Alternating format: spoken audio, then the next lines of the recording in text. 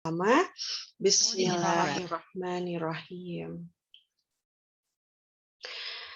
Teman-teman, acara hari ini, saya akan membacakan susunan acaranya dulu. Yang pertama yaitu pembukaan telah kita lakukan bersama-sama barusan, kemudian, dilanjutkan dengan pembacaan ayat suci Al-Qur'an, kemudian, materi intinya, kemudian penutupan. Untuk acara selanjutnya yaitu pembacaan ayat suci Al-Qur'an oleh Saudara Al-Qadar Rahmatullah Eka, surat Al-Baqarah ayat 254 sampai 257. Kepada Saudara Al-Qadar Rahmatullah Eka dipersilahkan.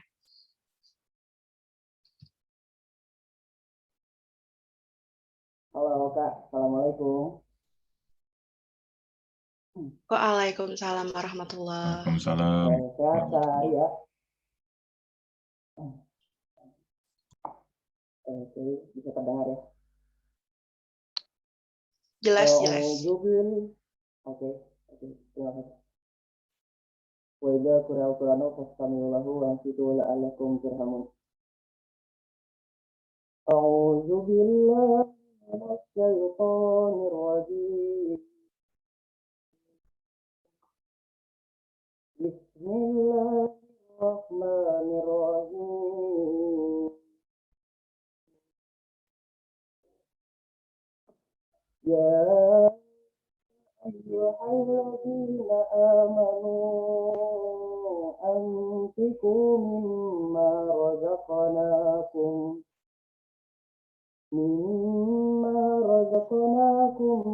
min qabli an ya'tiya yawmun la bay'un fihi wala khullatun wala syafa'ah wal kafiruna humuz zalimun. Allahu la ilaha illa al-hayyul qayyum la ta'khudhuhu sinatun wa la nawm lahu ma fis samawati wa ma fil ardh man dzalladzi yashfa'u 'indahu illa bi'idhnihi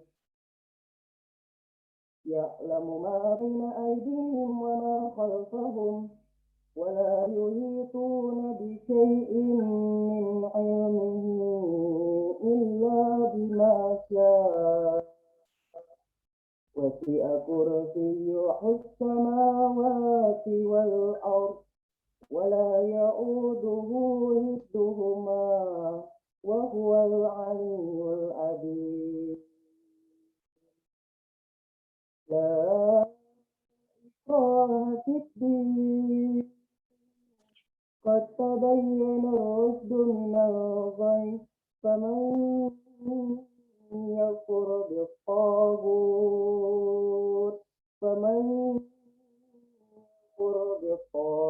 wa yu'min billahi faqad istamsaka bil urwatil wuthqa lan infisama laha wallahu sami'un alim.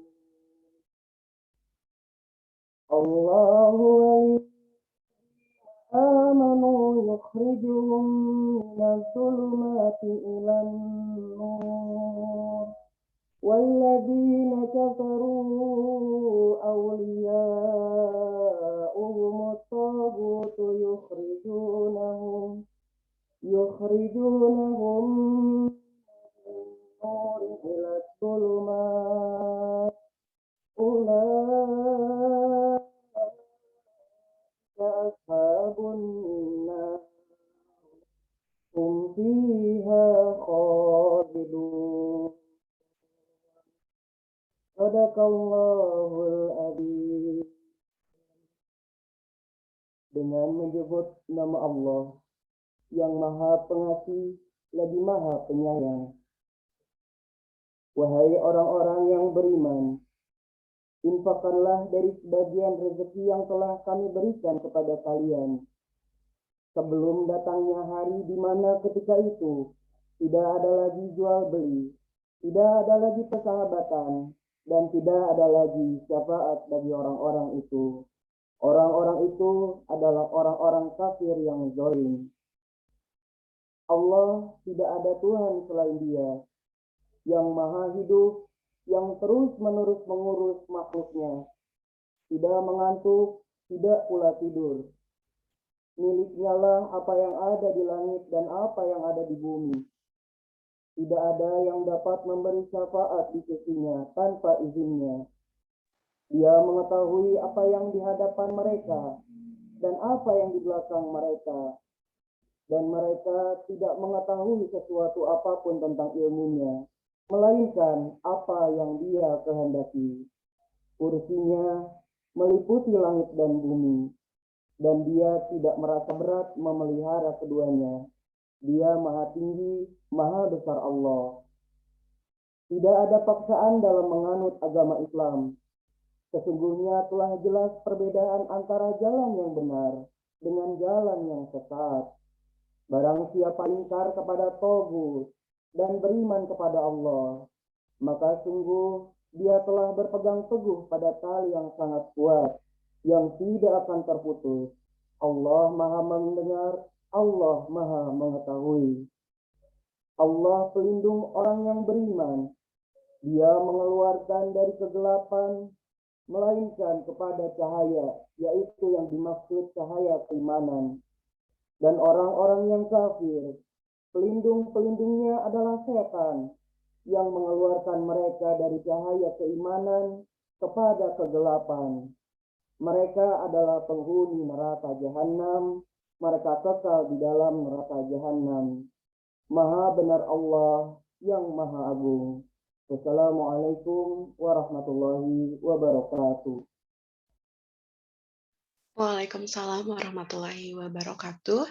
Terima kasih banyak kepada Saudara Al-Qadar Rahmatullah Eka. Semoga dengan diawali pembacaan ayat suci Al-Quran, acara pada pagi ini diberikan kelancaran dan keberkahan bagi kita semuanya. Amin ya Rabbal Alamin. Acara selanjutnya yaitu kita akan ke acara inti, yaitu pemaparan yang akan disampaikan oleh Bapak Asep Tolibin. Berhubung Bapak Asep Tolibinnya belum join, mari kita akan dengarkan murotal kembali pada pagi hari ini. Kepada Pak Bagus dipersilahkan.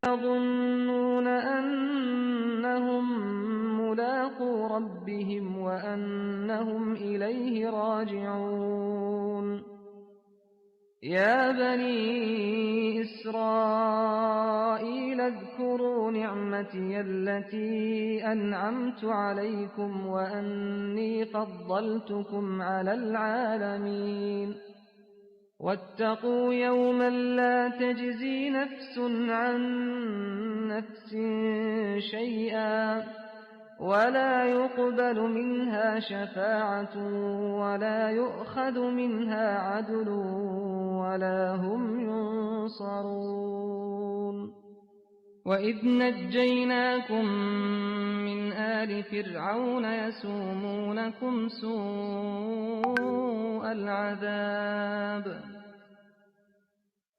يذبحون أبناءكم ويستحيون نساءكم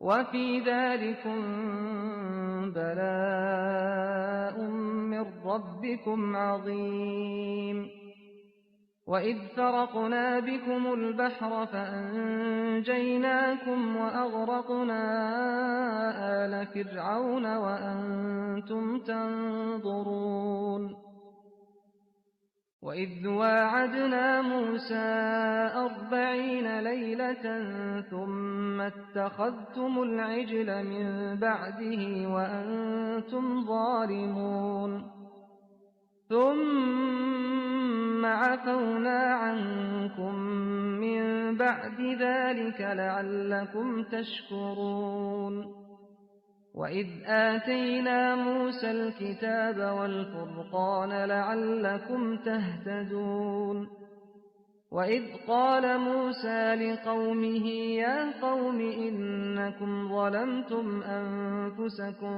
باتخاذكم العجل فتوبوا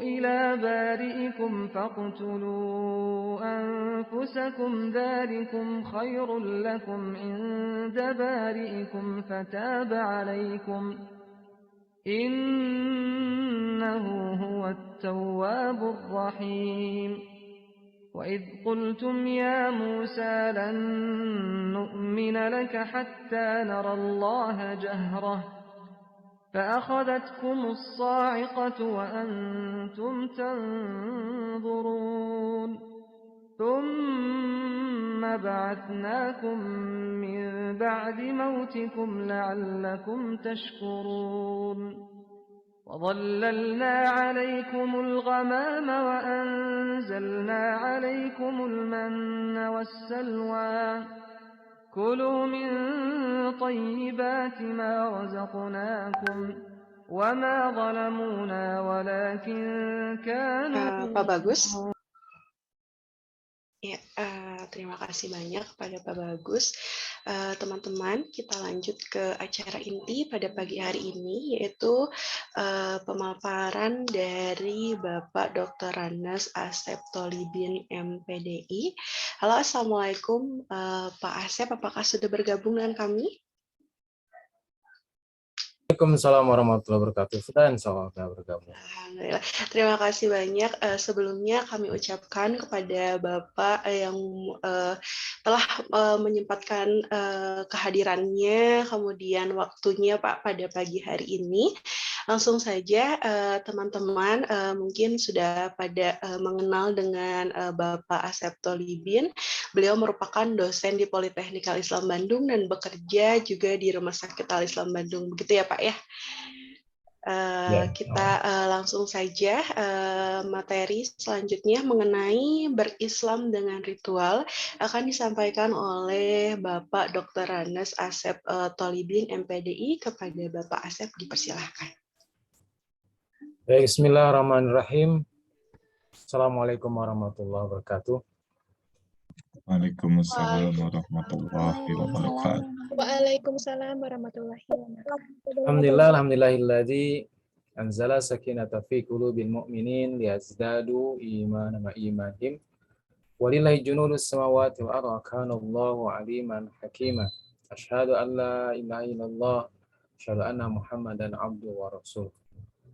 Baik, hadirin sekalian yang senantiasa dirahmati Allah Subhanahu wa taala, alhamdulillah kita panjatkan puji serta syukur kepada Allah Subhanahu wa taala yang senantiasa melimpahkan kepada kita nikmat dan karunia-Nya, nikmat kesehatan, ya, nikmat kekuatan, kebugaran, sehingga pada kesempatan pagi hari ini kita juga pada acara yang insyaallah acara yang mulia, mudah-mudahan Allah ridhoi dan Allah catat sebagai bagian amal saleh kita semua ya.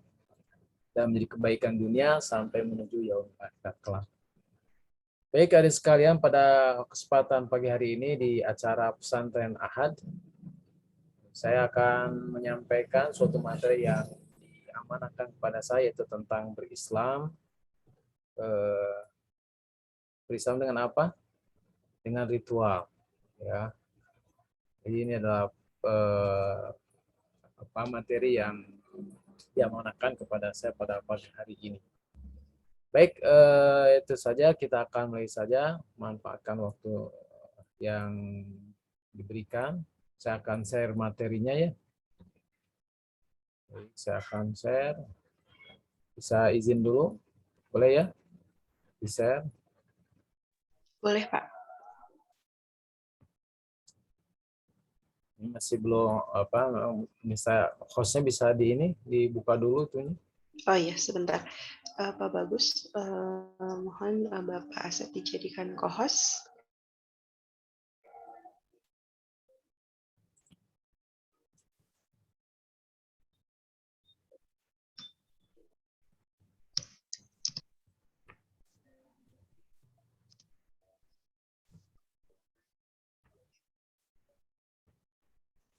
Baik, terlihat ya?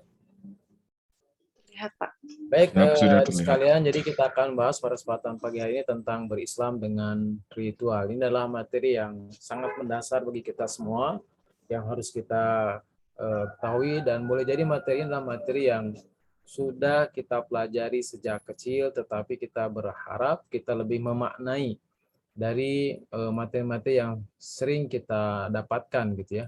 Boleh jadi secara materinya adalah banyak yang sudah kita kenal, sudah kita ketahui, tetapi boleh jadi kita harus mendalami, memaknai, dan terus kita dalami sehingga betul-betul menjadi bagian dari kehidupan kita. Jadi kita bicara tentang berislam dengan ritual ya. Jadi secara makna berislam itu nanti bentuknya adalah bentuk kata kerja, gitu ya. Bentuk kata pekerjaan dalam syariah yang seseorang lakukan. Jadi kalau Islam kan bentuknya kata benda, kalau berislam itu adalah berarti bentuknya adalah pekerjaan. Bagaimana kita menjalani dalam keislaman kita, dalam keseharian kita ya. Adapun ritual ada aktivitas ruhiyah keagamaan sebagai bentuk ketaatan dalam kita beribadah kepada Allah Subhanahu wa taala. Jadi kita pahami bahwa kita semua adalah memiliki keyakinan beragama Islam. Nah, kita berharap bahwa keislaman kita tidak hanya sebatas identitas dalam bentuk identitas KTP ya, bahwa agama kita adalah agama Islam. Jika ditanya apa agamanya, agama Islam. Tentu tidak hanya sebatas bahwa Islam itu sebagai identitas dalam beragama, tetapi juga adalah keislaman itu terimplementasi dalam kehidupan kita, gitu ya. Terimplementasi dalam pikiran kita, dalam hati kita, dalam pekerjaan kita, dalam berpakaian kita, dalam berbicara, dalam beribadah, dalam bergaul di rumah, kemudian berteman, nanti di perkuliahan, nanti kalau Anda bekerja, maka nilai Islam itu adalah sesuatu yang terimplementasi dalam kehidupan kita. Walaupun nanti pada kesempatan kajian hari ini adalah lebih spesifik ya, keislamannya bersifat ritual. Ritual itu nanti berkaitan dengan ibadah-ibadah yang harus kita lakukan. Jadi ada kewajiban-kewajiban ibadah yang kita lakukan sebagai kita sebagai Muslim ya. Ini dasarnya. Jadi dasarnya dalam sebuah hadis riwayat Imam Bukhari Muslim. Jadi Bukhari dan Muslim adalah riwayat yang mengeluarkan kitabnya adalah kitab Sahih, gitu ya. Jadi kitab yang dikeluarkannya kitab Sahih Bukhari dan Muslim. Jadi kalau Anda baca nanti soal hadis, kemudian hadis itu diriwayatkan Bukhari Muslim, maka itu adalah sahih. Jadi sahih itu adalah kriteria hadis yang paling tinggi secara kualitas. Nanti kualitas ada sahih, ada hasan, ada dhaif. Maka kalau Anda menemukan misalnya Bukhari Muslim, maka Bukhari Muslim itu mengeluarkannya kitab sahih. Beliau berarti menulisnya adalah hadis-hadis yang dikeluarkan oleh beliau adalah hadis-hadis yang sahih, memiliki kualitas yang tinggi gitu ya, kualitas yang paling tinggi dasar kualitas dalam keilmuan hadis. Ini ada hadis yang kuat. Kemudian bagaimana bersabda bunyal Islam, bahwa bunyal Islam ala khamsin, bahwa Islam dibangun di atas ala khamsin 5 perkara. 1, syahadati alla ilaha illallah, kesaksian bahwa tiada Tuhan kecuali Allah, wa anna Muhammadan Rasulullah, dan sungguhnya Muhammad adalah Rasulullah, wa iqamis shalah, kemudian menegakkan salat, wa itaiz zakah, kemudian menegakkan zakat, wa hajjil baiti, kemudian ibadah haji, wa shaumi Ramadan, kemudian adalah saum Ramadan. Nah, adik-adik sekalian, jadi bunyi Islam al-khamsin. Jadi Islam itu dibangun 5 perkara. Jadi kalau nanti ada suatu bangunan rumah, maka bangunan itu berarti dibangun di atas pondasi. Nah, pondasinya 5 hal ini. Jadi kalau Anda punya bangunan, rumah, villa, gedung, maka tentu ada pondasi. Nah, pondasinya itu adalah ini disebut dengan 5 perkara dalam Islam. Bangunannya itu ada 1, kalau dalam beragama, jadi ke Anda itu ketika beragama, maka pondasi beragama itu ada 5 perkara. Jadi segala kehidupan kita, agama kita, implementasi Islam dalam kehidupan kita, itu berdiri di atas 5 perkara. 1, syahadati alla ilallah wa anna Muhammadar Rasul. Adalah kesaksian kita kepada Allah bahwa tiada Tuhan kecuali Allah dan Muhammad sebagai utusan Allah. Dan sebagai syahadatain, 2 kesaksian. Satu, kesaksian bahwa tiada Tuhan kecuali pada Allah. Yang kedua, anna Muhammadar Rasulullah, ya Muhammad sebagai utusan Allah. Kemudian yang kedua, bangunan yang kedua adalah wa iqamis shalah. Wa iqamis shalah. Kemudian menegakkan salat. Berarti kita harus menegakkan salat. Bagaimana? Salat ini harus tegak. Jadi bukan hanya salat saja, tahu bahwa itu salat, tetapi adalah menegakkan. Berarti menegakkan itu adalah melakukan sebaik mungkin tentang kewajiban ibadah salat. Yang kedua, wa ita'iz zakah, mengeluarkan zakat. Jadi bukannya tahu bahwa zakat, tapi punya ita'i itu mengeluarkan. Jadi nanti walaupun Anda saat ini belum berpenghasilan, Anda masih kuliah, tapi suatu saat ketika kita bekerja, kita berpenghasilan mencapai nisab, maka Anda punya kewajiban untuk mengeluarkan zakat. Kemudian wahajil baiti, kemudian ibadah haji, ibadah haji ke Baitullah, kemudian wasomi Ramadan, kemudian saum Ramadan. Nah, kalau dalam posisi hadis yang lainnya, wahajil bait itu pada posisi yang terakhir.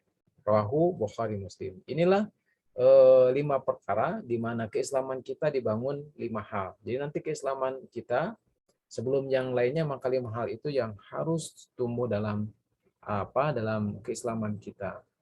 Baik, sudah ya, ini sudah. Itu yang namanya disebut dengan arkanul Islam. Jadi arkan itu adalah rukun. Rukun itulah sesuatu yang harus ada dalam keislaman kita dan sesuatu yang harus dilakukan. Ya, bagaimanapun keadaannya, ketika kita menjadi seorang muslim, maka 5 hal ini sesuatu yang harus kita lakukan. 1 adalah syahadatain, yang kedua adalah salat, ketiga zakat, keempat shaum Ramadan, kelima adalah ibadah haji. Itu ya. Paham ya, adik sekalian? Jadi apa itu namanya berislam dengan bangunan Islam, jadi 5 hal ya. Baik, kita lanjutkan. Kemudian apa itu syahadatain? Gitu ya. Kita hanya sebatas untuk mendalami saja.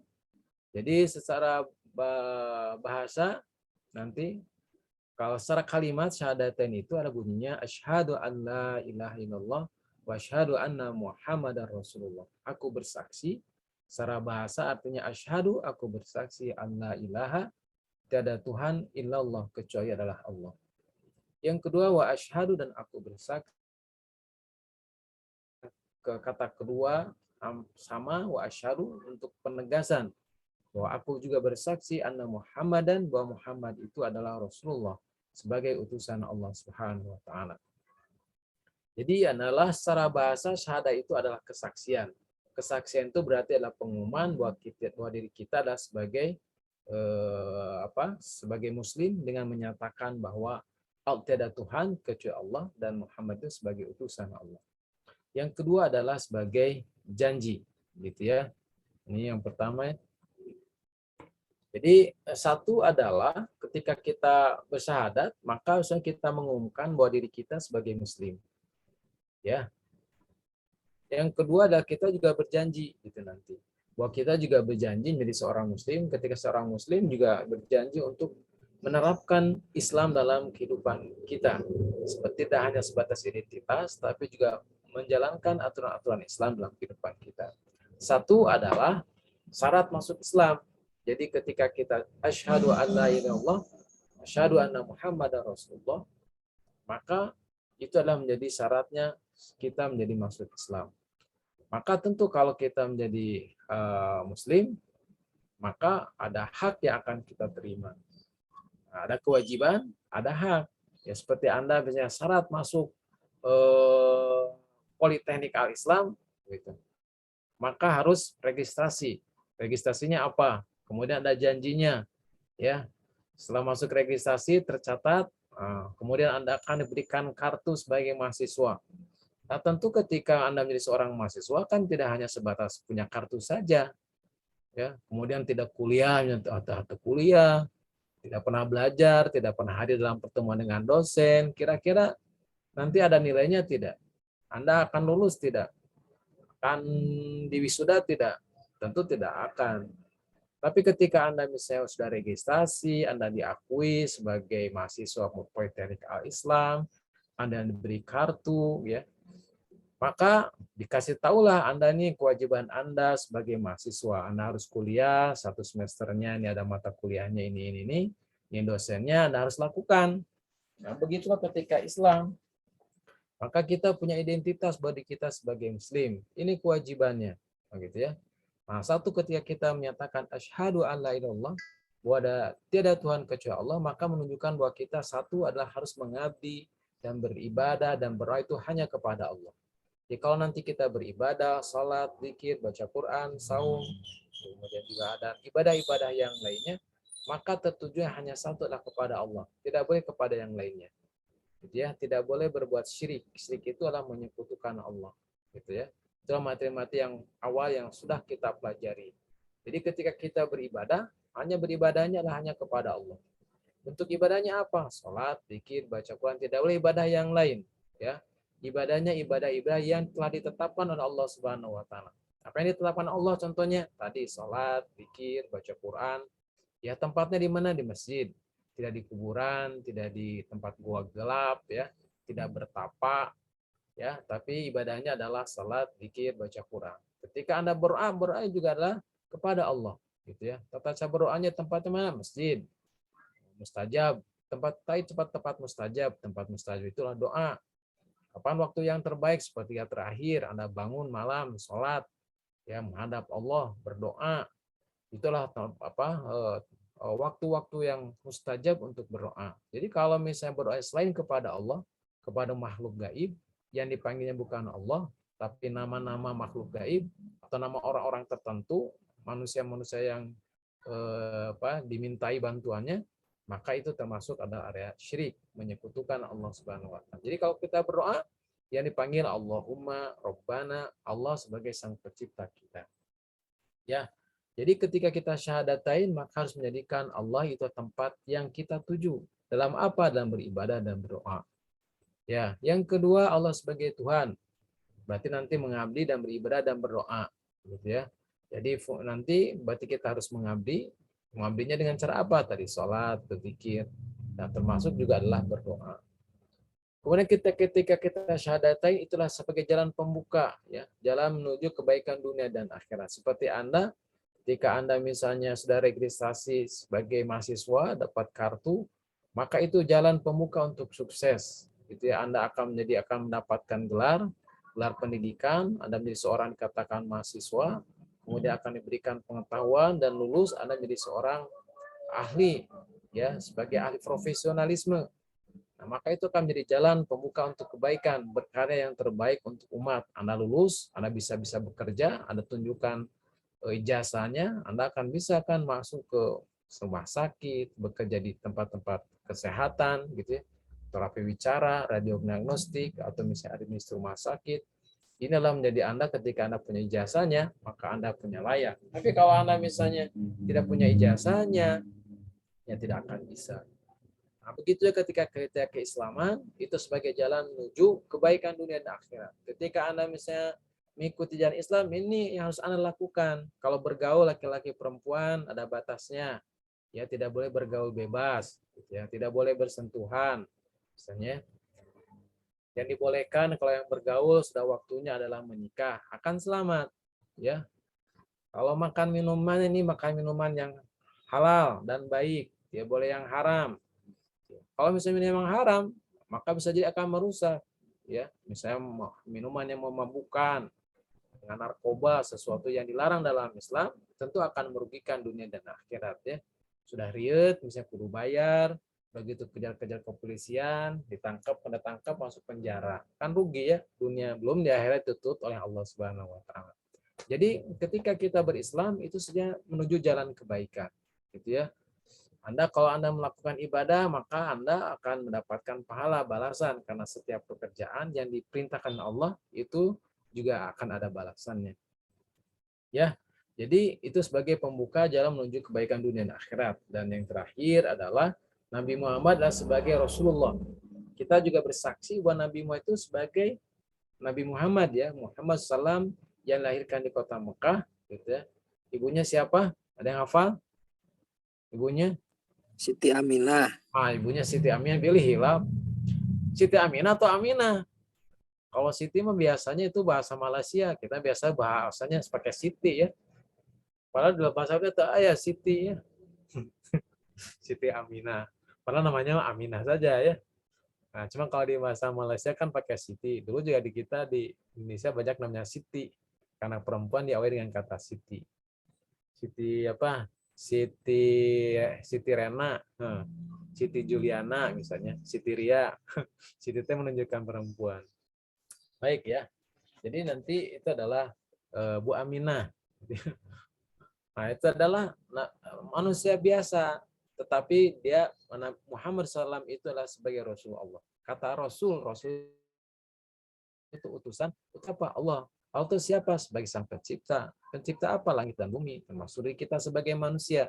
Jadi utusan, diutus oleh Allah Subhanahu wa taala, mendapatkan wahyu, ya, mendapatkan bimbingan dengan melalui malaikat Jibril ya kepada Rasulullah SAW. Dan jadi Muhammad itu tidak sebagai manusia biasa, tapi adalah Rasulullah, utusan Allah. Ya, walaupun nanti kan manusia ada gelar juga ya, ada presiden, ada apalagi gubernur, ada wali kota, itu kan gelar. Cuman kalau misalnya presiden itu adalah gelar yang diberikan kepada siapa? Yang diberikan oleh rakyat kepada seseorang. Kalau Nabi Rasul itu adalah gelar yang Allah berikan kepada hamba Allah yang terpilih, gitu ya. Hamba Allah yang terpilih. Nah, kalau presiden kan itu adalah orang yang dipilih oleh rakyat kan gitu. Ada utusan dari rakyat, utusan rakyat kan nggak mungkin jadi semua pemimpin ya. Pemimpin harus satu, kalau banyak pemimpin kan riut, nanti perintahnya dari siapa? Maka dipilihlah orang yang terbaik di seluruh rakyat Indonesia, misalnya 250 juta, pilihlah presiden. Presiden itu utusan wakil rakyat untuk memimpin sebuah negara. Nah, ada juga namanya Rasulullah. Rasulullah itu adalah utusan Allah. Itu yang utusan Allah siapa? Allah pemilik pencipta ya, pemilik pencipta pemelihara alam raya. Ya, alam raya termasuk manusia di dalamnya. Kalau utus lebih hebat lagi kan. Kalau terima rakyat ini adalah utusan Allah. Utusan alam, pemilik alam semesta. Harus ditaati. Gitu kan, ini bukan sembarangan nih, orang sembarangan ya. Kalau misalnya RI saja sangat luar biasa, apalagi adalah utusan Allah, utusan alam. Ya, rahmatan lil alamin, seluruh alam. Itulah Nabi Muhammad SAW. Sebagai apa? Sebagai qudwah dan teladan. Ya, sebagai contoh yang terbaik dan teladan dalam hal apa? Teladan dalam berakidah, dalam beribadah, dalam beramal saleh, berakhlak, berkepribadian, sebagaimana contoh Rasulullah SAW. Ya, Rasul akidahnya Islam, ya kita juga Islam. Rasul beribadah kepada Allah, kita juga beribadah kepada Allah. Sudah contohkan oleh Rasulullah. Bagaimana sholatnya? Diberikan contoh, begini sholatnya, begini rukunya, begini saumnya. Gitu ya. Itu dalam beribadah. Sudah dicontohkan, tidak buat-buat sendiri. Gitu ya. Maghribnya tidak 3 rakaat. Kemudian Isya 4 rakaat. Jadi maghrib pemulaan, walaupun sudah lelah ya wayahnya 3 rakaat. Isya sudah mulai tunduh, tambah 4 rakaat. Wayahna ya. Itu masa Allah, walaupun lelah juga ya semakin lelah nih 4. Tapi pas subuh 2 rakaat, imam kumahanya. Subuh kerseger 2 rakaat. Isya kalau nggak 4 rakaat, taat saja ya. Anda jangan pakai logika, inilah dalam merupakan ketetapan Allah Subhanahu wa taala. Kan kalau misalnya obat kan semakin itu ya, kalau Anda bekerja tuh, kalau kuliah misalnya sampai sore kan lelah tuh. Tapi masih belum lelah tuh. Nanti pas lelah Isya sholat dulu aja. Karena sudah sholat itu maksimal tuh lelahnya. Sehingga pas istirahat tibra tuh kan ya. Nah, pas bangun nggak banyak-banyak lah subuh kan 2 rakaat saja. Itu permulaan yang baik. Nah, itu kan ketentuannya sudah diatur Rasulullah. Bagaimana cara sholat yang baik, sholat yang benar, saum, terus rangkaian ibadah sudah berikan contoh. Itu ya. Walaupun ada juga yang tidak dicontohkan ya. Untuk wanita misalnya berkerudung tidak dicontohkan ya. Karena Rasulullah ada laki-laki bukan wanita, jadi nggak pakai kerudung ya. Yang pakai kerudung adalah wanita. Tidak seluruhnya juga dicontohkan, tapi dicontohkan bisa jadi oleh istrinya gitu ya. Ketika ayat-ayat turun tentang berkerudung, ya contohkannya oleh istrinya, karena itu kewajiban bagi wanita. Baik itu ya. Jadi itu adalah contoh bagi kita. Tentu bukan contoh dalam ibadah saja, tapi juga akhlak, kejujurannya, suka menepati janji, kecerdasannya, itu yang nanti ada sifat-sifat Rasul gitu ya. amanah, tanggung jawabnya, kesabarannya, keberaniannya, terus rangkaian Rasul yang memberikan contoh dalam sikap kehidupan, baik dalam berpakaian, berbicara, berhubungan dalam keluarga, bermasyarakat, hubungan dalam ekonomi, semua itu dicontohkan oleh Rasulullah. Jadi manusia yang hebat. Bahkan seorang penulis Amerika, dia menulis tokoh seluruh dunia, tokoh jagat alam raya yang sangat berpengaruh di dunia ini dari zaman 10 abad Masehi, sebelum 2500 Masehi dan sampai saat ini, dari 100 tokoh terbaik di jagat alam ini, maka dia menempatkan satu Nabi Muhammad SAW. Dalam artian Nabi Muhammad SAW itu adalah diakui, ya, kepribadiannya diakui sehingga menjadikan kudwah dan teladan bagi kita semua. Jadi jangan lupa ya, yang sampai kita artis mau jadi teladan gitu, jadi favorit, ya Rasul jadi favorit gitu ya, hanya sebagai cerita saja bahwa itu nabi kita, enggak ya, tidak sekedar nabi kita saja, tapi harus jadikan kuda dan teladan ya. Baik itu ya, jadi sekali lagi itu syahadatain. Jadi kalau Anda sudah syahadatain, berarti Anda harus bersaksi dua hal ya pada Allah. Tadi kalau Allah berarti harus menuhankan hanya kepada Allah dan beribadah dan berdoa, pastikan ya. Kemudian juga isyahadah itu sebagai pembuka jalan. Anda harus senang karena Anda peluang nanti bukannya kebahagiaan dunia tapi juga di akhirat Anda punya peluang masuk surga. Jadi kalau misalnya tidak syahadatain, walaupun dia berbuat baik, walaupun dia beribadah juga, tapi kalau tidak syahadatain tidak akan masuk surga ya. Yang masuk surga itu adalah orang yang syahadatain. Itu di akhirat. Di dunia akan bahagia, di akhirat punya peluang masuk surga. Nah, gitu ya. Kalau Anda masuk Poltek kan punya peluang Anda jadi sarjana, lulus sarjana. Asal dengan syarat ini, gitu ya.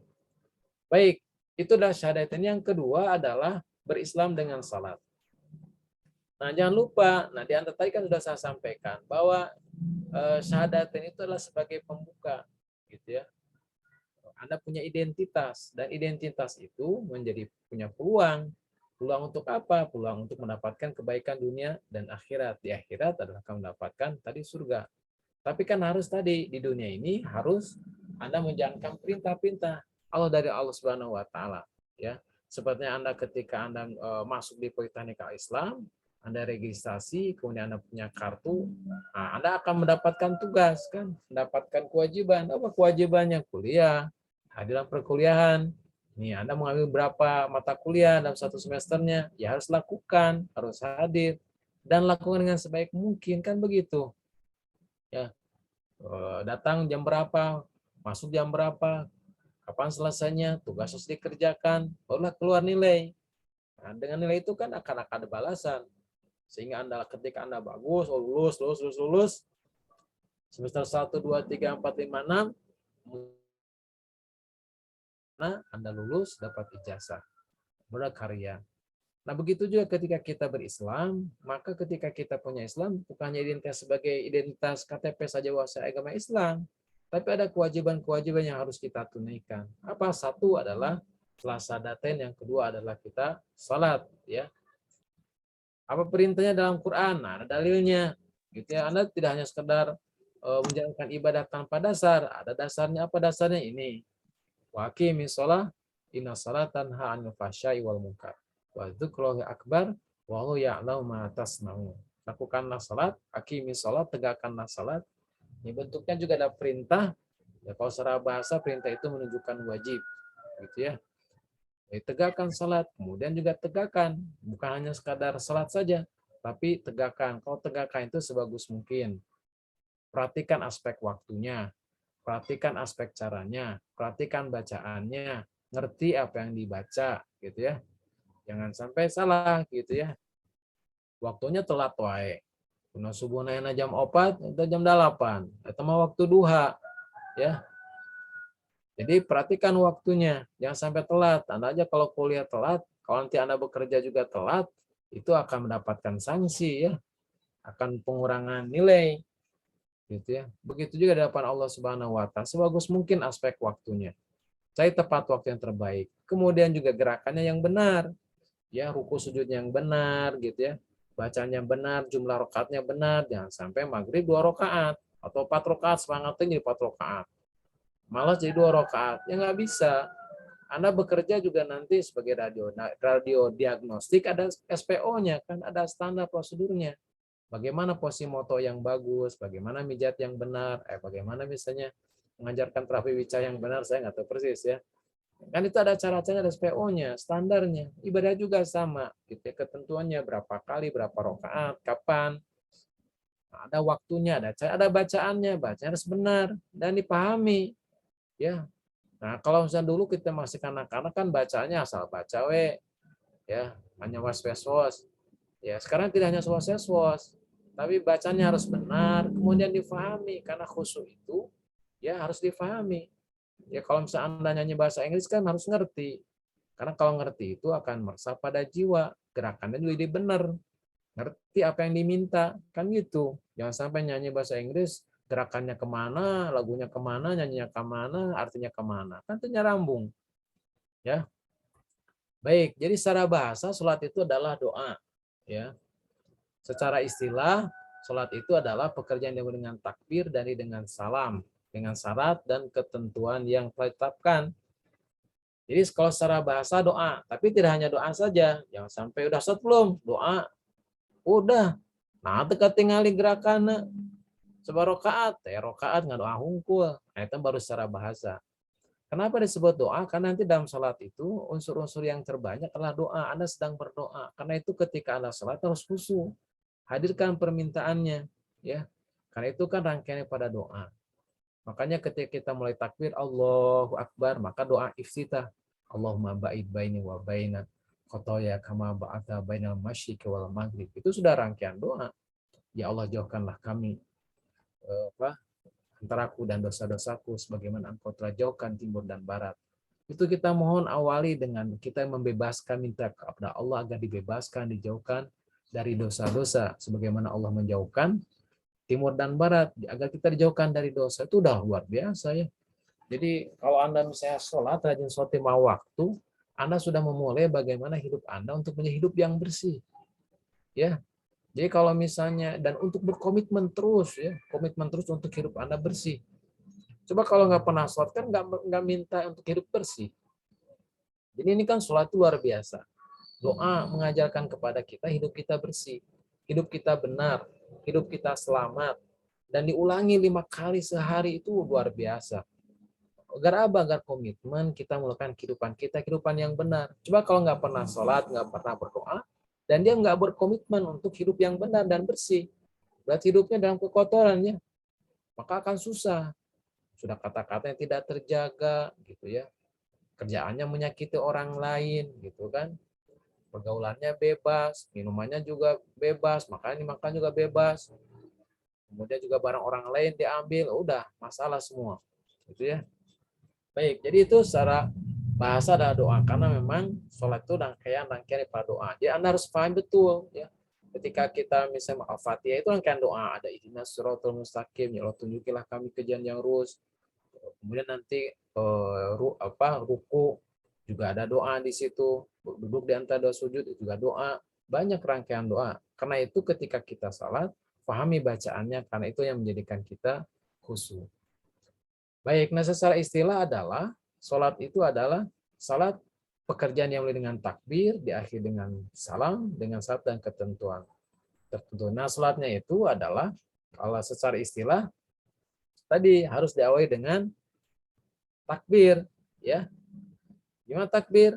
Allahu Akbar. Harus bunyi ya Allahu Akbarnya. Kan dimulai dengan takbir. Jangan sampai gerakan hungkul. Ada gerakan hungkul. Ya, tapi nggak keluar takbirnya. Padahal kan diawali dengan takbir, takbiratul ihram. Allah, bunyi aja Allahu Akbar. Baru sambil mengangkat kedua tangan. Ya, dan dari dengan salam. Penting salam itu ya. Jangan sampai tidak salam. Salam, gimana salamnya? Nah, itu salam bukan. Nah, itu menengok ya. Assalamualaikum warahmatullahi wabarakatuh. Sambil kita menengok ke sebelah kanan. Nah, jadi namanya sholat itu diawali dengan takbiratul ihram di akhir salam dengan syarat tertentu ya. Awalnya adalah takbir, nanti ada ruku, ada sujud, terus di akhirnya dengan salam. Dengan syarat ketentuan tertentu. Tadi harus syaratnya apa? bagi orang yang Islam. Kalau sudah Islam harus wajib. Kemudian sudah dewasa, sudah balik ya. Jadi sudah balik, berakal. Jadi balik itu apa? Ya sudah 15 tahun.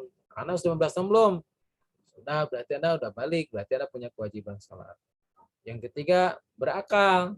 Nah, berakal nggak? Misalnya akal itu adalah sehat, akalnya bisa berhitung dengan baik. Gitu. Bisa benar. Nah, kalau tidak berakal, misalnya gangguan jiwa, nah, berarti itu tidak ada kewajiban sholat. Jadi kalau nanti ada orang menemukan orang tidak sholat, mungkin boleh jadi satu belum balik. Satu tadi belum Islam, ya mungkin dia mau bukan orang Islam nggak perlu sholat. Islam dia mah, mungkin dia mah belum balik, belum itu kan tadi belum dewasa, belum head, sudah head dia mah sudah dewasa, saya atas 15 tahun, tidak punya kewajiban sholat. Atau yang ketiga, mungkin dia nggak sehat, ada gangguan jiwa.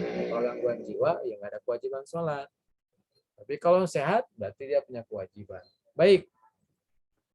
Keutamanya apa? Terpunya kewajiban beribadah kepada Allah dalam setiap harinya. Jadi setiap harinya nggak banyak kewajiban kita kepada Allah ya. Ya kalau ibadah haji kan setahun semua satu kali dalam semua hidup kita. Nggak banyak kewajiban kita kepada Allah. Ramadan, saum itu 1 bulan dalam 1 tahun. Zakat, Anda saya yakin belum mengeluarkan zakat ya, kamu belum penghasilan. Terus apa tuh kewajiban saya semalam? Padahal nikmat Allah berikan kepada kita banyak ya. Nah, kewajiban jangan lupa adalah salat. Ya, salatnya apa 5 waktu yang wajibnya nggak banyak-banyak ya. Yang lain mah sunnah.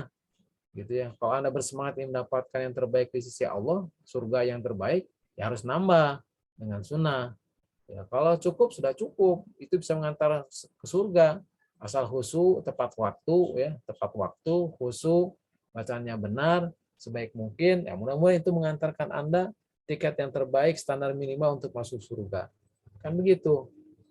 Ya, jadi terpenuhi kewajiban kita kepada Allah Subhanahu wa taala setiap harinya, nggak banyak. 5 waktu ringan lagi. Anda sholat butuh waktu setengah jam tidak? Kira-kira kalau sholat dengan nyoh HP, lama mana tuh? Nyoh HP yang sholat. Hah? Nyoh HP ya. Nah, sholat mah nggak akan lama. Nggak sampai 15 menit juga enggak ya. Ya paling di bawah 10 menit lah. Wah 10 menit dia lama juga nama. 5 menit lah, 5 menit. 1 rakaat 1 menit. Anda mah dengan menyoh HP mungkin lebih pada 5 menit ya. Nggak lama gitu bacanya. Doa juga nggak panjang-panjang. Beda dengan nyanyi ya. Paranjang nyanyi mah 1 lagu berapa waktu. Ringan. Dan tidak merusak. Apakah ada sholat karena sholat pingsan gitu ya. Kemudian apa? Enggak ya. Justru sholat itu menyehatkan secara kesehatan. Gerakan-gerakan sholat itu gerakan yang tidak membahayakan. Itu gerakan-gerakan sholat, itulah gerakan-gerakan yang menjadikan orang sehat. Jadi secara aspek bacaan, aspek gerakan, itulah sesuatu yang sangat bermanfaat. Baik juga implementasi rasa bersyukur kita kepada Allah. Ya. Jadi Rasulullah SAW itu kalau sholat sunnah itu panjang, lama. Sampai istrinya berkata kepada Rasulullah, kenapa kalau sholatnya begitu panjang? Sampai kaki engkau bengkak-bengkak. Maka apa jawab Rasul, apa engkau tidak suka? Abdan syakur, aku hamba Allah yang senantiasa bersyukur. Jadi cara Rasulullah SAW bersyukur itu sholat. Sholatnya juga lama, sebagus mungkin lagi. Ya kita mah itulah 5 waktu mah sederhana lah. Gitu ya. 5 menit lah bersyukur kepada Allah. Dibandingkan Anda waktu aja kan mahal tuh kesehatan. Anda 24 jam diberikan nikmat. Ya. Bergerak, bernafas, melihat, mendengar, gerakan jari, tangan, kaki itu luar biasa. Mahal. Coba kalau nafasnya terganggu ya. Setengah jam aja Anda nggak bernafas. Kira-kira gimana tuh? Ya. Ya nafas nih setengah jam nggak nafas. Atau nafasnya terganggu ya, cuman 25%. Kayaknya Anda harus dibawa ke UGD itu. IGD, kalau misalnya harus dirawat, rawatnya di ICU. Sehari ICU adalah sekitar sekarang mah 2,5 juta lah. Kalau 2,5 juta sehari berarti 75 juta tuh ya untuk nafas saja tuh. Kalau terganggu. Berarti mahal ya. Belum nanti melihat, mendengar, berbicara, akal, luar biasa. Jadi harus disyukuri. Nah, cara bentuk bersyukur kepada Allah adalah Anda melakukan sholat. Ya kalau Anda sholat duhur nanti itu sedang bersyukur kepada Allah. Ya Allah, alhamdulillah saya masih sehat. Saya mengabdikannya hadir, saya ini hadir sholat duhur. Saya ingin bersyukur kepada Engkau atas nikmat yang Engkau berikan kepada saya. Tambah lagi ya Allah nikmatnya. Supaya saya bisa lagi bersyukur lebih banyak lagi. Ketemu asar, bersyukur lagi dan seterusnya. Terus 24 jam. Selama Anda masih hidup, selama bernafas, berarti merasakan nikmat. Saat itu kewajiban sholat melekat dalam diri kita. Ya, belum lagi mencegah perbuatan keji dan mungkar. Kan tadi ya, kalau sholat itu kan mulai dengan doa tadi, dah Allahumma ba'id baini wa baina khotoyaya, kama ba'ita bainal masyriqi wal maghrib, ya Allah jauhkan dari diriku dan dosa-dosaku, ya. Sebagaimana Engkau jauhkan timur dan barat, kan luar biasa. Jadi berdosa kan perbuatan keji dan mungkar, Anda akan terjauh karena sudah sejak awal sudah berdoa ingin bersih supaya dijauhkan dari perbuatan dosa dan keji. Jadi nggak mungkin sebetulnya untuk melakukan keji dan mungkar. Kecuali mungkin godaannya luar biasa gitu ya. Karena godaannya kan banyak, ada setan dari dalam, ada juga setan yang tampak. Apalagi setannya juga dibawa ke HP ya. Kalau salah buka kan jadi gangguan. Ya. Nah, adik sekalian, ini keutamaan. Jadi kalau kita sholat, insya Allah itu akan mencegah perbuatan keji dan mungkar ya. Ini salah nulisnya, bukan mungkin itu. Kedudukannya satu, mengingat Allah. Yang kedua itu sebagai sarana untuk mendapatkan ketenangan dan ketentraman. Jadi dalam Al-Quran disebutkan akimi sholata lidzikri, tegakkanlah salat untuk mengingatku. Dan mengingat Allah itu akan menjadikan diri kita tenang dan tentram. Alladzina amanu tatma'innu qulubuhum bidzikrillah. Orang beriman itu adalah memiliki jiwa yang tenang. Kenapa? Allah bidzikrillah tatma'innul qulub. Ketahuilah dengan mengingat Allah, jiwa akan tenang. Jadi kalau Anda senantiasa salat, menjaga 5 waktu, itu insya Allah akan tenang. Gitu ya. Ya Allah sih kalau saatnya, kalau usia Anda, ya SMP, SMA lah, mungkin beban masalahnya belum banyak ya. Beda dengan orang tua, orang-orang tua ya, kebanyakan sudah mulai banyak ya. Sudah memikirkan istri, mikir biaya, bikin rumah, cicilan motor, cicilan mobil, juga anak, berarti harus pikirkan sekolahnya terus ya, banyak masalahnya. Jadi jiwanya, wah ini banyak masalah kan, jadi digoncang tuh. Kalau anak kan belum banyak masalah, paling masalahnya tugas, kuliah, ya. Tapi Anda harus mempersiapkan diri. Jadi boleh jadi Anda mah akan lebih tenang, apalagi kan semakin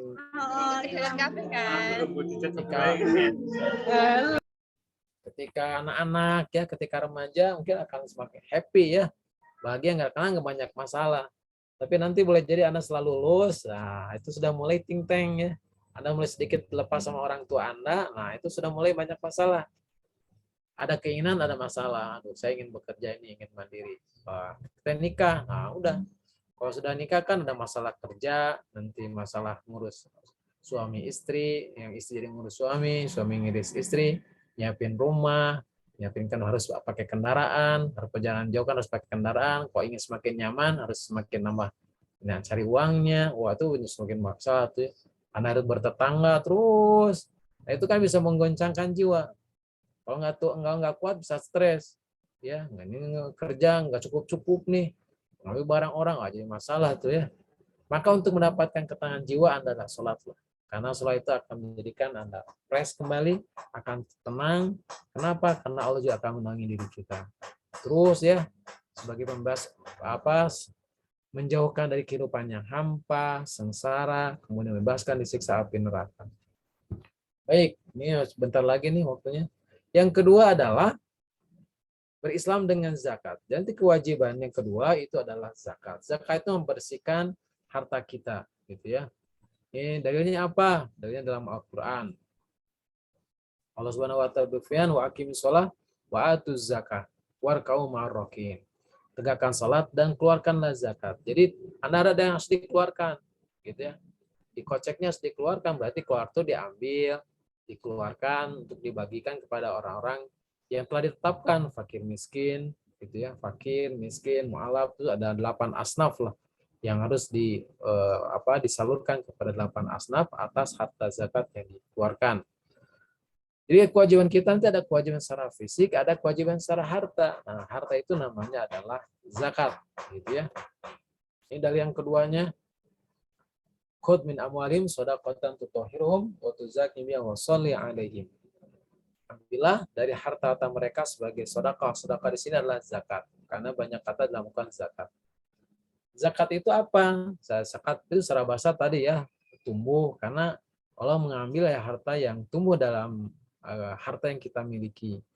Secara bahasa makna juga adalah bersih, karena ingin membersihkan harta yang kita miliki. Jadi yang bersih tidak hanya sebatas tubuh kita ya, tapi juga harus bersih harta kita.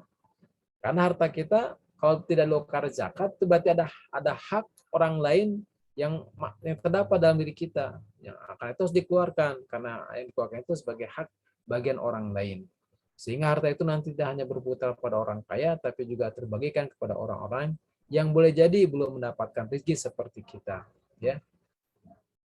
Baik, secara istilah mengeluarkan harta yang diwajibkan dikeluarkan dengan nisab dan ukuran tertentu. Jadi nisab tertentu, ya kalau nanti Anda berpenghasilan, punya harta atau punya emas misalnya, sudah sampai dalam setahunnya 85 gram, maka Anda punya kewajiban untuk mengeluarkan zakat. Jadi kalau misalnya 85 gram, sekarang berapa misalnya emasnya harganya 900.000, berarti 72 juta lebih lah ya. Kalau 75 juta, berarti setahun kalau sudah penghasilan 75 juta, maka Anda punya kewajiban untuk mengeluarkan zakat. Atau punya tabungan, deposito, ya, bisnis punya penghasilan yang setahunnya itu 75 juta, berarti itu sudah punya kewajiban untuk mengeluarkan zakat. Dia 85 gram kali harga emas sekarang berapa. Yang keutamaan apa? Keutamanya membersihkan harta dari harta yang menjadi hak orang lain. Jadi nanti harta kita harus dibersihkan karena ada hak orang lain yang harus kita keluarkan. Jadi berapa? Nggak banyak, 2,5%. Jadi kalau kita zakat, jangan lupa, jangan ingat yang punya ya. Aduh, lebar ya. Kalau misalnya Anda punya berapa, 100 juta penghasilannya misalnya, sebulan misalnya gajinya ya. Karena Anda kan jadi direktur nanti ya. Direktur klinik terapi bicara, klinik atro misalnya, penghasilannya 100 juta sebulan, berarti itu 2,5%. Ya, 2,5%, 100 juta berapa? 2,5 juta. Nah, jangan membayangkan 2,5 jutanya ya. Aduh, lebar ya, jangan lumayan, jangan awal cicilan motor nih, cicilan mobil, ya nggak jadi nanti mengeluarkan zakat. Bayangkannya adalah harta yang kita yang tersisa masih banyak, 97 juta, 97,5 juta masih ada di kas kita. Ya, 2,5% lah hak orang lain. Justru kita harus senang, kita berbagi dengan orang-orang yang di sekeliling kita. Ya, harus senang berderma, berinfak, berbagi dengan orang-orang fakir miskin yang ada di sekeliling kita. Baik, kedudukan harta adalah ujian dan aman. Jadi kalau kita punya harta nanti itulah ujian, ya. Ujian dan termasuklah amanah yang Allah berikan kepada kita. Karena ketika kita dapatkan rezeki semata-mata itu amanah. Karena kan bukan milik kita, kita diberikan amanah saja, kesempatan. Karena juga tidak semua orang punya kesempatan diberikan rezeki yang banyak ya.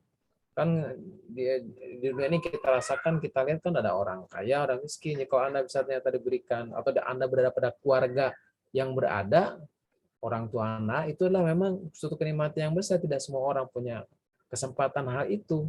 Tapi itu ya bisa hilang pada setiap orang ya. Karena itu amanah ya. Dan sekaligus ujian. Kalau Anda bisa lulus ujiannya apa? Anda bisa manfaatkan, pertama mendapatkan dengan cara yang halal, menggunakan dengan cara yang baik. Cara yang baik itu apa menggunakannya? Pertama keluarkan zakat, ya. Kemudian Anda bagikan. Berarti itu lolos ujiannya. Gitu ya. Ya baik, harta itu tidak berupa hanya orang kaya saja, tetapi juga menjadikan kemakmuran bagi orang di sekeliling kita, membantu orang-orang yang ekonominya lemah. Kemudian apa lagi? Adalah saum. Jadi yang ketiga, berislam dengan saum. Jangan lupa, walaupun saum inilah kewajibannya adalah yang wajibnya 1 bulan dalam 1 tahun. Tapi kalau Anda bersemangat menikmati ibadah saum, juga ada ibadah-ibadah sunnah. Ya, Senin Kamis, apalagi saum 3 hari dalam 1 bulan, tanggal 13, 14, 15 bulan Islam tapi ya. Kemudian apalagi saum yang terbaik adalah saum Daud, sehari saum sehari berbuka. Senin saum, Selasa buka, Rabu saum terus, kemudian Kamis buka. Perintahnya apa? Ya ayyuhalladzina amanu kutiba alaikumusiyam, yang beriman diwajibkan atas kalian untuk saum. Inilah kewajiban kepada kita saum. Tapi saum yang mana? Saum Ramadan selama 1 bulan dalam 1 tahunnya. Gak banyak juga. Secara bahasa saum itu adalah menahan. Istilah adalah menahan dari hal makan, minum, hubungan suami istri, mulai terbit fajar hingga terbenam. Jadi waktunya ditentukan ya, mulai terbit fajar sampai terbenam. Menahan makan, minum, dan hubungan suami istri. Ya, untuk utamanya apa? Memiliki karakter ketakwaan. La'allakum tattaqun, agar kalian menjadi orang yang bertakwa. Jadi saum itu sebenarnya melatih diri kita untuk jadi bertakwa. Takwa itu sebetulnya untuk menjadi orang yang baik. Karena takwa itu adalah orang yang memiliki kemampuan untuk apa? Untuk melakukan yang baik, melakukan yang benar, dan meninggalkan sesuatu yang haram, yang dilarang oleh Allah Subhanahu wa Ta'ala. Maka kalau kita saum, sebetulnya adalah untuk mendidik diri kita memiliki jiwa dan menjadi manusia yang punya kemampuan untuk meninggalkan sesuatu yang tidak baik, sesuatu yang haram, sesuatu yang buruk, dan kita mampu melakukan yang terbaik, ya beribadah kepada Allah, beramal soleh, dan berkarya yang terbaik di hadapan umat. Karena itu, saum itu sebagai benteng. Jadi kalau Anda misalnya saum, ini kalau dalam 1 tahun itu Anda punya bekal mendidik jiwa, itu 1 bulan pendidikannya. Karena Anda perjalanannya 11 bulan. 11 bulan itu kan banyak masalah, banyak tantangan, banyak godaan, ya dalam kehidupan, ya antara baik dan buruk. Nah, supaya Anda bisa menjaga, satu adalah komitmen terus dalam berbuat baik, dan punya kemampuan untuk meninggalkan sesuatu yang buruk, maka bekalnya saum. Anda dididik dengan saum. Caranya saumnya apa? Menahan, makan, minum, kemudian hubungan suami istri, itu yang sederhananya. Ya, mulai kapan itu juga enggak tiap hari, enggak sepanjang hari kan, hanya terbit fajar sampai terbenam. Ya gitu. Tapi ada karakter yang dibangunnya kalau Anda lakukan dengan baik. Anda berbekal sebulan inilah untuk menjadikan kehidupan 11 bulan itu menjadi baik. 1 tahun itu menjadi baik. Itu tantangannya. Tapi kalau misalnya Anda ingin menyenangi, ingin lebih hebat lagi, lakukan ibadah sunnah saumnya. Saum Senin Kamis, Senin saum, Kamis saum. Untuk apa? Untuk menjaga kehormatan diri. Sehingga apa yang diinginkan dari saum itu? Supaya kita terus melakukan yang baik. Mengabdi kepada Allah, berkarya, melakukan amal soleh, amal baik, bermanfaat di masyarakat, menjaga perilaku, sikap, perbuatan, gitu ya, menjaga lisan, tidak berkata kotor, yang tidak dilakukan bukan perbuatan dosa, bukan perbuatan maksiat, tapi perbuatan yang baik, berkomitmen dengan kebaikan, menjadi keburukan. Ya kalau ini dilakukan, untuk menjaga pekanannya ada saum Senin Kamis kan hebat, gitu ya. Kalau enggak itu sebulan 3 hari lah, tanggal 13, 14, 19 itu bekal untuk menolak kembali sebulan. Bulan itu bulan yang terbaik. Komitmen untuk melakukan kebaikan saum dalam sebulan 13, 14, 15 itu saum sunnahnya. Sebagai apa? Sebagai benteng melihara jiwa terhindar dari berbagai keburukan. Kemudian kelima adalah ibadah haji. Ibadah haji adalah kewajiban kita 1 kali dalam seumur hidup. Ya, jadi ada kewajiban kita yang tidak boleh kita lupakan seumur hidup kita, itulah ibadah haji. Nanti oleh karena itu nanti kalau Anda sudah bekerja, apalagi sekarang kan haji itu panjang ya, antriannya ya. Karena itu jangan lupa nabung dari sekarang nih, pas bekerja nabung. Kalau sudah berpenghasilan nabung dari sekarang. Sehingga kalau sudah pada waktunya, ya Anda masih usia 40 tahun, 30 tahun sudah ibadah haji ya. Kan luar biasa ya. Pas kondisi yang cukup bagus, fisiknya bagus. Yang sampai usia sudah sepuh, nanti nggak optimal ibadah hajinya. Baik, ini dalilnya ya. Billahi ala nas hijul baiti man istata'a ilaihi sabila. Jadi mengajak haji adalah kewajiban manusia terhadap Allah, yaitu bagi orang yang sanggup mengadakan perjalanan ke Baitullah. Gitu ya. Jadi secara bahasa haji itu menyengaja. Secara makna berangkat menuju Baitullah. Jadi harus ke Baitullah ya. Bukan ke Cirebon ya. Yang saya ada orang sudah haji, apalagi ke Cirebon berziarah. Gitu. Karena pahalanya sama dengan pahala ibadah haji. Tidak ya. Namanya haji itu harus ke Baitullah. Baitullah di mana? Di Mekah. Ya. Ka'bah menuju Baitullah. Menaikkan tawaf, sa'i, wukuf di Arafah dengan ketentuan yang telah ditetapkan. Nah, jadi kewajibannya seumur hidup, itu pun kalau mampu. Ya, syaratnya juga adalah mampu. Mampunya apa? Jadi mampunya satu, ada punya bekal. Uang, bisa sampai ke sana. Dia harus mengumpulkan tadi ya. Kemudian apalagi setelah mampu, fisiknya juga bagus gitu ya. Karena itu perlu fisik yang fisik yang bagus, karena nanti kan lebih banyak sudah perjalanannya juga cukup jauh, panas, kemudian pekerjaan juga tawaf, sa'i, lari kecil, kemudian Arafah, di Arafah juga naik gunung, kemudian juga nanti lempar jumroh, memerlukan fisik yang cukup bagus. Ya kalau misalnya Anda usia ibadah haji 40 tahun, 35 tahun itu bagus ya. Kondisi yang prima untuk ibadah kepada Allah, untuk melakukan ibadah haji. Jadi kalau nanti Anda berpenghasilan, cepat-cepat kumpulkan uang, cepat menabung, sisakan di samping untuk kehidupan Anda sehari-hari, bulanan Anda, keluarga Anda, sisakan untuk menabung untuk ibadah haji. Karena kewajiban ibadah seumur hidup kepada Allah diantaranya adalah ibadah haji. Bekalnya apa? Ilmu, harta, fisik, dan mental saya sudah jelaskan. Pertama ilmu juga ya. Jadi ilmu itu adalah penting sekali. Misalnya nanti Anda harus mau tawaf. Tawafnya berapa kelilingnya? Ya, berapa sa'inya? Sofa dan Marwa. Bisa baru satu keliling udah selesai. Padahal kan harus berapa kali gitu ya. Ada sa'i, ada Arafah. Apalagi Arafah. Arafah itu adalah haji itu Arafah. Kalau tadi Arafah mungkin dia sudah tawaf, sudah sa'i tapi nggak Arafah. Nanti hajinya belum lengkap ya. Anda harus sampai kepada Arafah dan seterusnya lakukan. Baik adik sekalian, itulah 5 bangunan Islam yang harus kita tunaikan sebagai Muslim sehingga betul-betul Muslim kita tentang sebagai tertera dalam KTP kita sebagai Islam, tapi juga betul-betul kita adalah seorang Muslim yang taat. Nah, kebetulan pada kajian hari ini bersifat ritual ya, ibadah-ibadah. Tapi ini ritual itu sangat penting karena kan bangunan untuk melakukan aktivitas yang lain jadi baik ya, nanti bekerja, nanti Anda kuliah, Anda nanti bermasyarakat, dimulainya daripada ibadah yang benar. Jadi kalau misalnya dia baik, dia soleh, rajin kuliahnya, tapi kalau sholatnya nggak dilakukan, nggak bermakna ya, keberagaman Anda nggak bermakna, kehidupannya juga akan nggak bermakna. Bermakna ketika dimulai dengan bangunan sholat yang bagus ya. Tambah nanti hal yang lain nggak banyak lah, dari 5 juga mungkin jadi mulainya dari sholat dulu ya. Nggak banyak.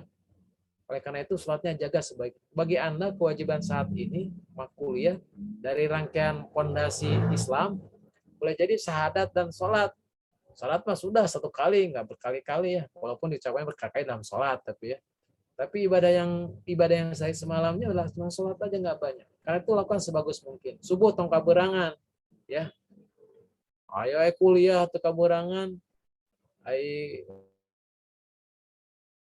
pernah kesiangan, apalagi kita menghadap Allah nggak boleh kesiangan ya, karena kita harus lebih takut kepada Allah Subhanahu wa taala. Kalau Anda bisa tepat waktu subuh, berarti Anda orang yang terbaik di hadapan Allah. Mudah-mudahan kalau kita terbaik di hadapan Allah, akan menjadi terbaik juga di hadapan manusia ya. Tapi jangan menipu Allah ya, jangan sampai manusia baik sama Allah nggak baik. Nah, kalau sama Allah baik, mudah-mudahan pintu rizki, pintu keberkahan, kesehatan dan lainnya akan semakin baik. Itu ya, itu yang bisa saya sampaikan pada kesempatan hari ini. Cukup banyak waktu, mudah-mudahan bermanfaat. Allah mengakohkan keislaman kita, memudahkan kita, mengokohkan keberagaman kita, dan memberikan kebaikan dalam kehidupan kita dunia dan akhirat. Itu yang bisa saya sampaikan. Assalamualaikum warahmatullahi wabarakatuh. Waalaikumsalam warahmatullahi Waalaikumsalam wabarakatuh. warahmatullahi wabarakatuh. Terima kasih banyak Bapak Asep Tolibin MPDI. Teman-teman, kita lanjutkan dengan sesi tanya jawab atau diskusi. Baik bagi teman-teman yang ingin bertanya, boleh langsung on mic-nya, on videonya, atau boleh di kolom chat. Apakah ada yang bertanya?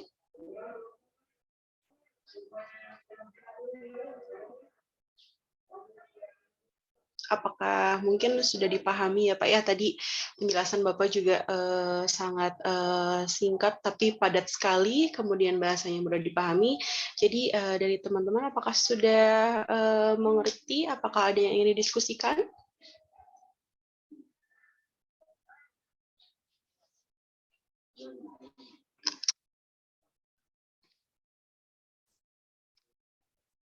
Baik, apabila, tidak ada, izinkan saya untuk, meringkas ya, Pak, ya, resume yang tadi Bapak sampaikan yang mengenai, berislam dengan ritual, yang mana berislam sendiri merupakan suatu yang terimplementasi dalam kehidupan sehari-hari, kemudian ada 5,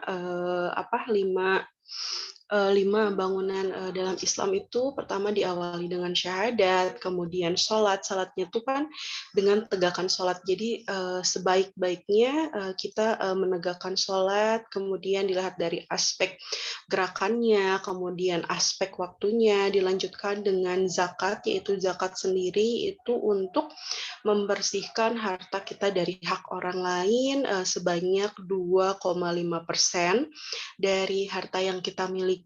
Selanjutnya dengan saum,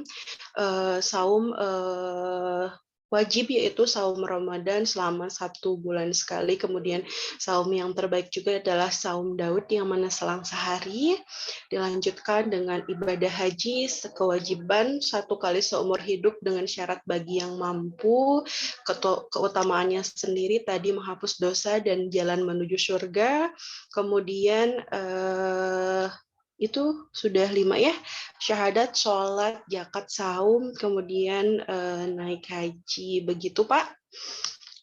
Mohon maaf apabila, resume saya, sedikit berantakan atau tidak sesuai. Bapak, kita ada, sertifikat, yang ingin disampaikan atau diberikan kepada Bapak Asep Tolibin.